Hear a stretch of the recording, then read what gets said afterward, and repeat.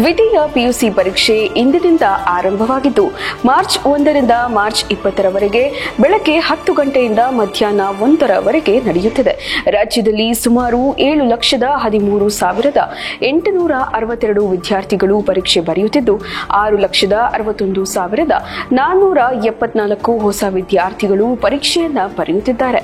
ವಿದ್ಯಾರ್ಥಿಗಳು ಪ್ರಶ್ನೆ ಪತ್ರಿಕೆ ಸೋರಿಕೆಯ ವದಂತಿಗಳಿಗೆ ತಲೆ ಕೆಡಿಸಿಕೊಳ್ಳುವುದನ್ನು ಬಿಟ್ಟು ಪರೀಕ್ಷೆ ಬರೆಯುವಂತೆ ಪರೀಕ್ಷಾ ಮಂಡಳಿ ಮನವಿಯನ್ನ ಮಾಡಿದೆ.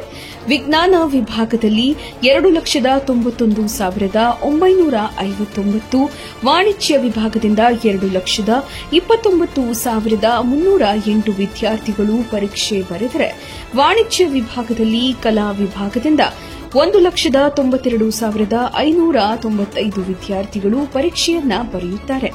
ರಾಜ್ಯದಲ್ಲಿ 1,171 ಪರೀಕ್ಷಾ ಕೇಂದ್ರಗಳಿದ್ದು 76 ಮೌಲ್ಯಮಾಪನ ಕೇಂದ್ರಗಳಲ್ಲಿ 31,000 ಮಂದಿ ಮೌಲ್ಯಮಾಪನವನ್ನ ಮುಂದೆ ಮಾಡಲಿದ್ದಾರೆ.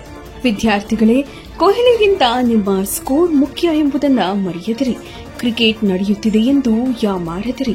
ಜಾತ್ರೆಗಳು ನಡೆಯುತ್ತಿವೆ ಎಂದು ಅಲ್ಲಿ ಮನಸ್ಸೋಲದಿರಿ. 20 ದಿನಗಳ ಕಾಲ ಕಷ್ಟ ಬಿದ್ದು ಓದಿದ್ರೆ ನಿಮ್ಮ ಬದುಕೆ ಬದಲಾಗುತ್ತದೆ. ಪ್ರೀತಿಯ ವಿದ್ಯಾರ್ಥಿಗಳೇ, ವರ್ಷಪೂರ್ತಿ ಓದಿದ ಜ್ಞಾನವನ್ನ, ಕಲಿಕೆಯನ್ನ ಅಭಿವ್ಯಕ್ತಿಗೊಳಿಸುವ ಸಮಯ ನಿಮ್ಮದು. ಇದು ನಿಮ್ಮ ಜೀವನದ ನಿರ್ಣಾಯಕ ಬದುಕು ಎಂಬುದನ್ನ ತಾವು ಮರೆಯಬೇಡಿ. ಹಾಗಂತ ಪೋಷಕರು ಮಕ್ಕಳ ಮೇಲೆ ಒತ್ತಡವನ್ನ ಹಾಕದೆ ಪ್ರೀತಿ, ವಿಶ್ವಾಸ ಹಾಗೂ ನಿಮ್ಮ ಮಕ್ಕಳಿಗೆ ಸ್ಫೂರ್ತಿಯನ್ನ ತುಂಬಿ ಪರೀಕ್ಷೆಗೆ ಕಳುಹಿಸಿ.